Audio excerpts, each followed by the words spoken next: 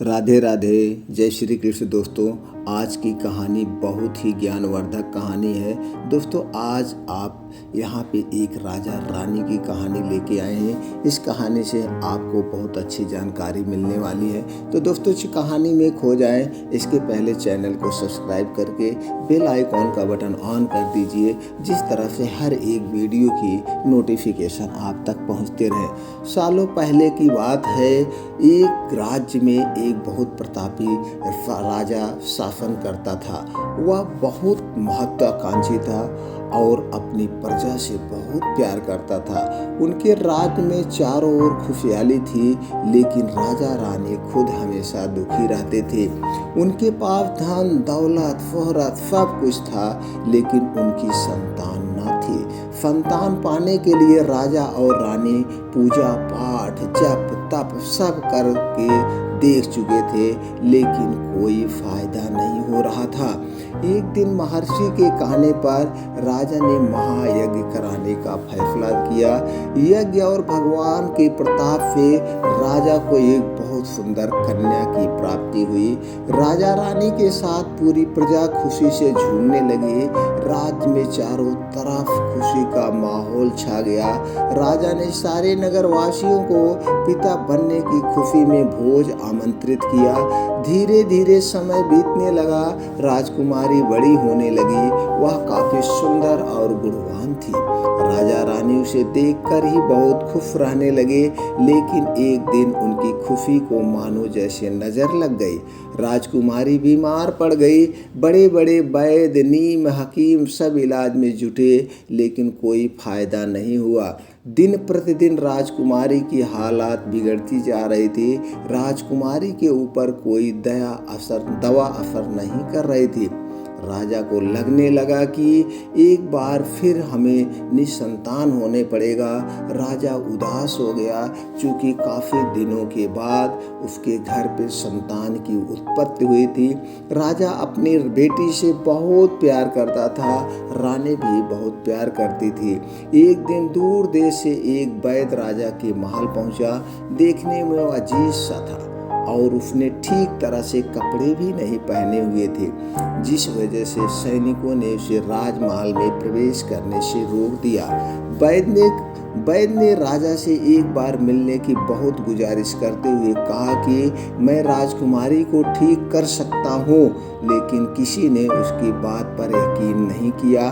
सैनिक उस वैद्य को राजा के पास लेकर गए। वैद्य ने सबसे पहले राजा को अपना परिचय दिया और कहा कि मैं आपकी बेटी को ठीक कर सकता हूँ। राजा उसकी बात सुनकर प्रसन्न हुआ, लेकिन उसका रहन सहन देखकर राजा ने भी उस पर यकीन नहीं किया।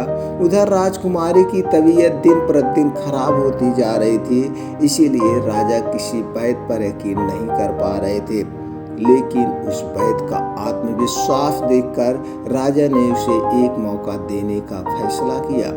राजा ने वैद्य को बोला कि अगर राजकुमारी ठीक नहीं हुई तो अंजाम भुगतने के लिए तैयार रहना, मैं तुम्हें सीधे मृत्यु दंड दूंगा। इस पर वैद्य ने बोला, ठीक है, लेकिन अगर राजकुमारी ठीक हो गई तो मुझे क्या मिलेगा? राजा ने कहा, जो मांगोगे। वैद्य राजी हो गया। जो कहोगे मैं दे दूंगा।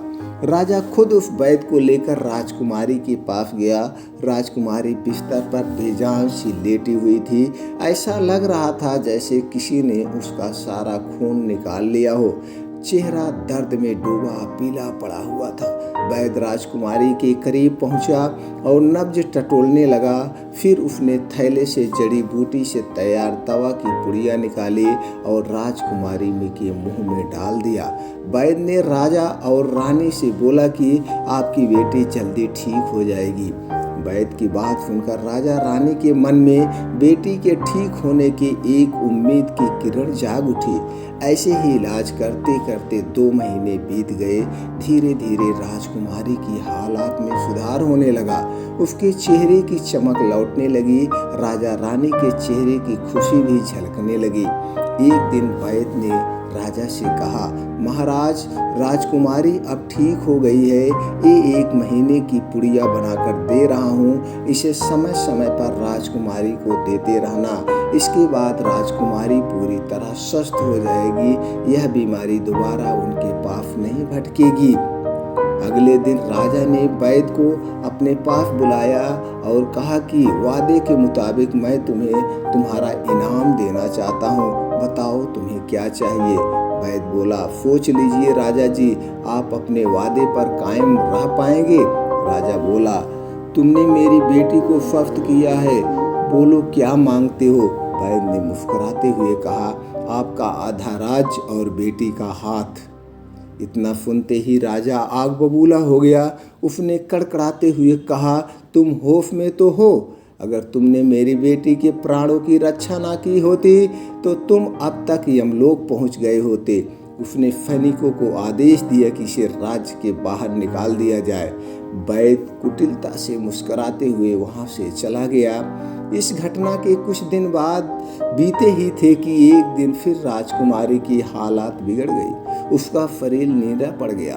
आनन फानन में राजवैद्य को बुलाया गया। राजवैद्य ने बताया कि राजकुमारी को जहर दिया गया है। इसका तोड़ किसी के पास नहीं है। कुछ देर बाद राजकुमारी ने दम तोड़ दिया। पूरे राज्य में मातम छा गया। राजा रानी शोक में डूब गए। छानबीन में पता चला कि वैद्य ने राजकुमारी को 1 महीना खाने के लिए जो पुड़िया दी थी, उनमें से एक पुड़िया में जहर था। वैद्य को पहले ही शक था कि राजा उसकी बात नहीं मानेगा, इसलिए उसने एक पुड़िया में जहर भरकर रखा था। उसने सोचा कि अगर राजा शादी के लिए मान जाता है तो वह जहर वाली पुड़िया हटा देगा, लेकिन अगर नहीं माना तो इसकी सजा राजकुमारी को भुगतनी होगी। वैद्य की चाल कामयाब हो गई। दोस्तों, इस कहानी से हमें क्या सीख मिली? अगर किसी से कोई वादा किया है तो उसे पूरा जरूर करना चाहिए, नहीं तो उसका परिणाम गलत हो सकता है। अब दोस्तों, ये कहानी आप लोगों को कैसी लगी? इस कहानी से आपको क्या जानकारी मिली? कमेंट बॉक्स में हमें ज़रूर बताएं। आपका एक कमेंट हमारे लिए बहुत बहुत बहुत मूल्यवान होता है। और दोस्तों, फिर मिलते हैं अगली कहानी में नई जानकारी के साथ। राधे राधे, जय श्री राम।